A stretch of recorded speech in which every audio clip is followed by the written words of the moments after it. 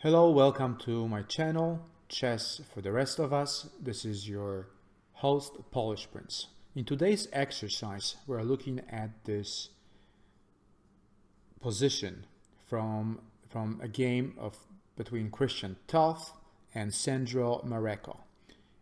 It's your homework to come up with a plan for white. It could be either a whole strategic plan, a single move, thematic move, or the solution could be tactical. Please pause the video and find the answer. Welcome back. I hope you have found the solution. So again, the position is from a game between Christian Toth and Sandro Mareco. The game, to find the solution, we first need to assess the position. The position is very typical for hanging pawns position. What makes this hanging pawn? It's these two pawns on C and D connected together. Before we can proceed with the answer, let's first assess the situation. We have to remember that hanging pawns structure allows black to have more, or the side that has hanging pawns, a little bit more space. The plan for that side in this position for black should be to either attack white king via the means of perhaps knight to f6, then to e4, maybe bishop to d6, with a dark square bishop to c7 or b8 in some situations, and then push the pawn to h5, h4 to break up white's position king of the king. However, as you can see in this particular position, black does not have a dark square bishop, and also with a Catalan Bishop on g2, white's position is fairly safe. The plan for black to attack the king right now is not the best. However, black can also have alternative plan, which sometimes becomes the plan number one, as in this situation. The plan should be to push these pawns, these hanging pawns, C and D. Eventually, it should be to involve D4, D5, D4 push, and either to open the lines of attack or create a powerful passed pawn. Okay, so what is white's plan in such positions against hanging pawns? Against hanging pawns, obviously, we need to trade off the pieces and neutralize the attack if such occurs. But in general, because black has more space, trading of pieces for white should be beneficial. We have to pressure the central pawns and block them if possible, and eventually break them up either by playing b2, b3, b4, or e2, e3, e4, whichever plan works. This plan, however, may be a little bit harder, and we have to remember about these steps in consecutive order. I think it was Capablanca who said that in order to win a pawn, you need to control the square in front of it. And this is what should happen in this situation as well.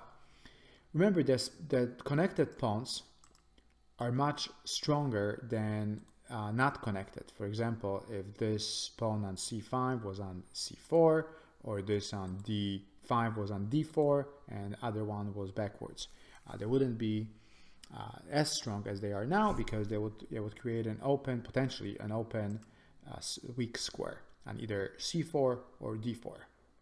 Okay, so after reviewing the plans for both white and black, we need to come up with the right move. And this move is knight to b3. It attacks pawn on c5. And as we said, number one, plan for white is to pressure the central pawns and block them if possible. As you can see, black pawn on c5 is attacked twice right now.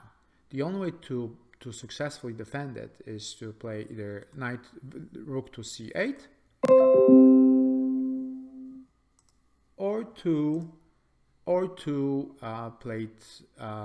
move it forward. Let's say we first play rook to c8. What's gonna happen? Well, obviously this drops a pawn, so that's not a good solution. Bishop takes on d5, drops the pawn with no consequences and no equality. So next move for black will be obviously c4. In this situation, white can play knight to d4. That's how we block the central pawns. Black now played queen to a5. Queen to a5. If they were to play, let's say they play another move, queen e5. We can play b3 and start implementing our plan of breaking down the central pawns. b3, for example, queen d7, knight f3. Now we're ready to exchange if possible. Remember, we do want to exchange and we still have pressure on the d5 square. cb3, the pressure was just too great and the queen was exposed on this file.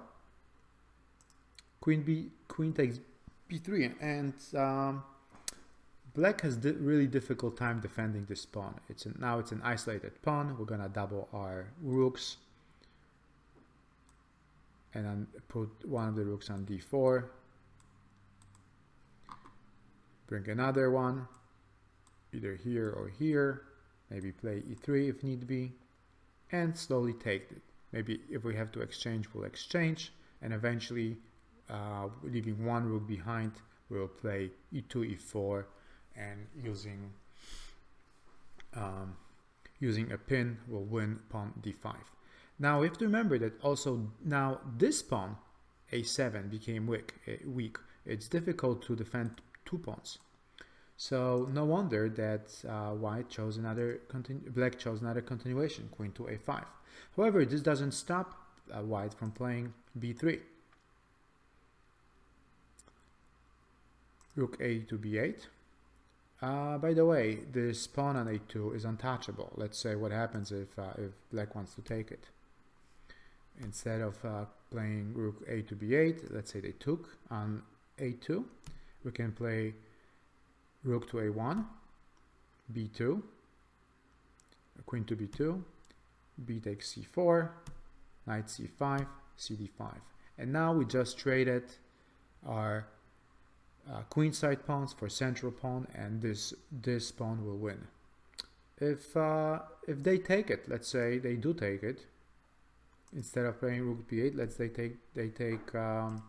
black takes c to b3. This plays exactly what we want it to be. Now we open up.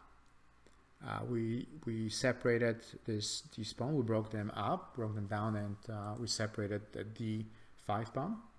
Queen to b5, still defending. However, queen d4, knight f6, knight c5.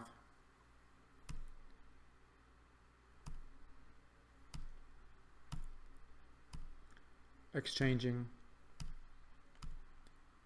and knight to either b4 or f4 will eventually win the pawn. Remember that black still has difficult time playing b4 due to this wonderful bishop on g2 controlling white's central diagonal. After rook from a to b8, white played knight to a5. With knight to a5, we are preparing a threat of knight to e7, and then check with taking this pawn on d5. So black needs to stop it by playing knight to f6, defending the pawn. Rook to c2, doubling up and defending pawn on a2. Black is in defense. Rook to d8, Queen c1 out of the pin, h6, creating an escape route for the king. Queen f4, repositioning and putting queen on a better square. c to b3, a to b3. The pressure was too great on c4 at the moment. They had to take it. Queen b6, attacking pawn on b3. Rook fc1, and as you can see, the pawn is untouchable. If, let's say, they take it, then white has nice move knight h6. If take it, we take here with strategically one position. We're super weak black king. So they play d4. However, this allows for exchanging of pieces. Rook to c6, total domination of the c file. If they take it, now we can do a nice sacrifice. And this is just a winning position with a mate coming up. No good defense. I hope you followed the game pretty closely and understood how to fight against hanging pawns. Let's review some key positions. One, we need to control, we need to pressure the pawns. We did it by the means of knight to b3. After black played c4, we controlled the square on d4.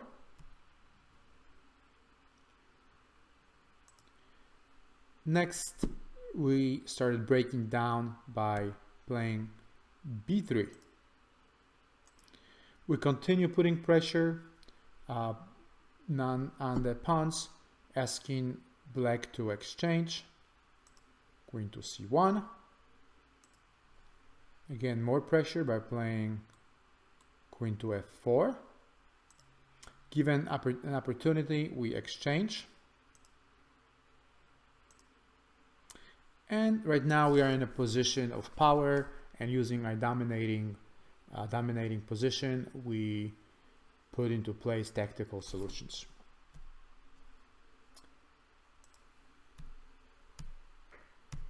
And that's it. Hope you enjoyed it. Thank you.